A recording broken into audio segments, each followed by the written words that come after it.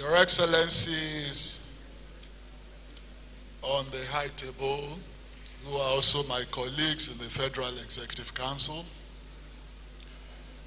and all my other colleagues, all protocols observed, because time is fast spent. So we can dispense with a few of the protocols list. Distinguished ladies and gentlemen, and Nigerians in general, you have been suffused with a lot of statistics, a lot of figures, a lot of facts, and a lot of submissions on the concrete steps that this government have taken in the last 1 year plus. My duty is not to add to the bombardment of figures and statistics. I just want to speak from the heart to Nigerians in general, and to lay out a few facts, maybe forgotten, but few facts that need to be re-injected into the public psyche. Fact number one is this: the rot that this administration met in office when it came into office, the national rot straddled all strata of national life. To controvert that is to deceive oneself. 2, Nigeria since 1960, or perhaps more empirically, since oil was discovered and exploited, Nigeria as a nation, as a society, has shifted attention away from other regenerative, constructive sectors of the economy, like agriculture, like solid minerals, and other sectors, manufacturing, industries and stuff. And all of these have cumulative effect on our national economy. And because of the effect, the economic buoyancy through the free flow of petrodollars over several decades, even our values as a society took a downward trend. We abandoned the age-old values of morality, of discipline, of cultural ethos, and all of this percolated down into even our consumption patterns, economic consumption patterns. All of these things are bound to have an effect down the road. So we are going through the paroxysms of the effect of economic miasma, which had been a result of decades of either mismanagement, wrong priorities, perpetuation of wrong values in the society. There's no way any society will escape the effects of all of these misadventures. However, we all recognize that these things, negativities, have been there for long. And we all recognize the fact that something had to give. We must collectively as a society change the course of our destiny. But until last year, nobody in authority had the guts to take those painful, necessary, bold decisions until this government came into place.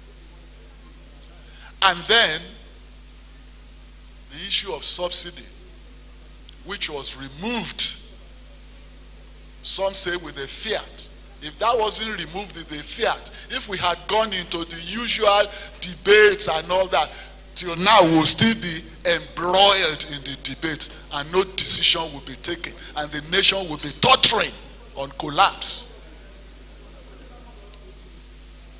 It only took a bold leader to take that bold decision when it was necessary. Now we are at the cusp of history. Nigerians must decide whether we need to go on and make progress and let the necessary bold policies, albeit painful in some aspects, whether we should let those policies grow into maturity or we regress as a society. We must take that decision. We can't escape it. You can't make an omelette without breaking the eggs. There's no way you can advance a society economically, socially, politically, even infrastructurally, without re-engineering and restructuring that society and putting it on the path of enduring progress. All the societies that our youths and even elders run to, whether we run there for succor, social succor, economic succor, political sojourn, or even mere enjoyment of the ambience of a developed society. Those societies were not where they are today by fiat or through a magical wand or through societal deleterious effects of economic miasma without lifting a finger. No. Some generations before now in those societies made the necessary sacrifices when those sacrifices were, of course, very germane. It's the result of the sacrifices made by those societies, the previous generations, that you all run to enjoy there, while we refuse to make our own sacrifices at home, so that our today and tomorrow would also be better. But we can only run for a while. We can hide as a nation, as a society. The more we run from the realities staring us in the face, the more we postpone the doomsday. But God forbid, we have been very lucky that at this point in the history of Nigeria, we have somebody who can take the bull by the horns and say, we must end years of the locust, and we must redirect our energies and resources towards instituting enduring legacies. And those are the reasons and the philosophical reasons behind the economic reforms that we are going through. Any government policy anywhere in the world is not a 24-hour event. Any government policy goes through a process of enunciation, conceptualization, execution, formulation, and monitoring before gestation. There is a period of gestation. And within that period of gestation, of course, the effects of the policy will be felt by the society, by the people. We only require one thing: courage, resilience, consistency, to steer ourselves through that gestation period and let these policies now mature. And the results of these policies will begin to manifest to the benefit and betterment of the society. And we have seen it before. And I keep saying, and I've said this at various fora. When our current president became governor in Lagos, we know the whole story now. We knew what we met on ground. finance minister just left. He was also the finance commissioner at that time.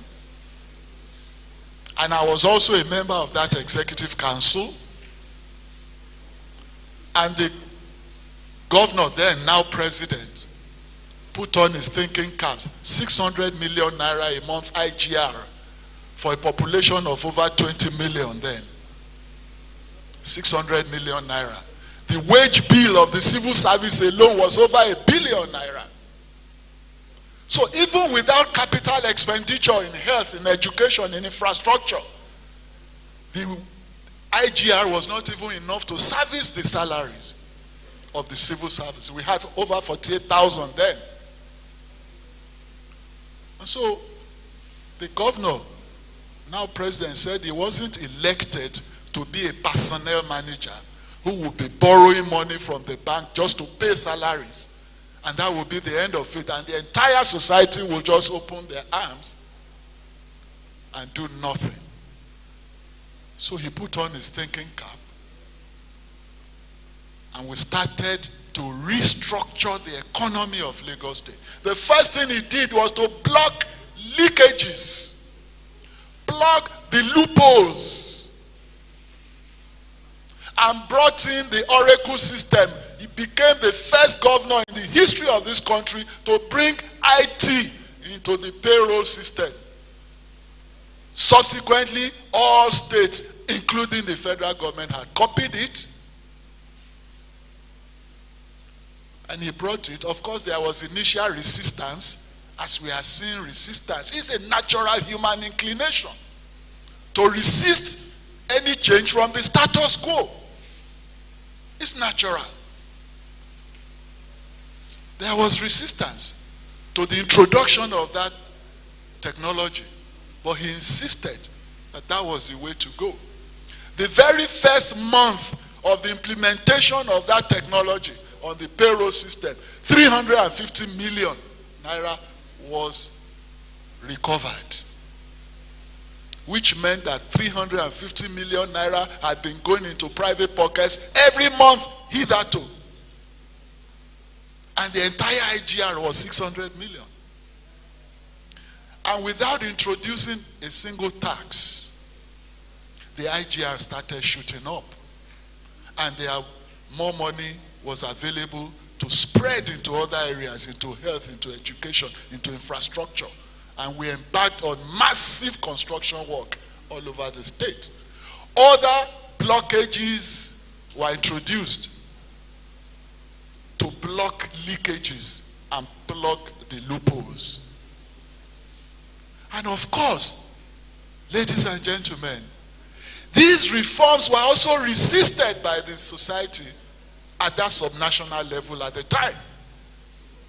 At some point, we were even being booed on the streets of Lagos. But this governor then maintained that courage, the boldness, the consistency and resilience. And when we steered the state through that gestation period, which was painful. And today we know the result. We know what the Lagos IGR is. It's not by fluke. It's by meticulous formulation and execution of the right policies. Today, arguably, Lagos' economy is larger than several African countries put together. It didn't happen by accident. It happened through ingenuity, creativity, thinking out of the box for the betterment of the society. What we need as a nation is to allow these economic reforms and various interventions to mature through the gestation period into reality. And Nigeria will never be the same again. Nigeria will never regress again. Nigeria will be put on a solid economic platform for this and future generations. And history will be kind to this generation for having the resilience